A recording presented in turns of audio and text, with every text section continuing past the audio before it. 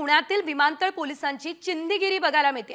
रस्त्यावरती बेडशीट विकणाऱ्या गरीब फेरीवाल्याचे 56 बेडशीट यावेळेस घेऊन 2 पोलीस पसार झालेले आहेत। फेरीवाल्याचा मुद्देमाल परत करण्यासाठी 14,000ची लाच मागितली आहे। 2 पोलीस कर्मचाऱ्यांवर कारवाईचा बडगा यावेळेस उगारण्यात आलेला आहे। पगारवाढ रोखून चौकशी करण्याचे आदेश सुद्धा देण्यात आलेले आहेत। 56 बेडशीट घेऊन 2 पोलीस फरार झालेले आहेत। पोलिसांची ही चिंदीगिरी आपल्याला बघायला मिळते।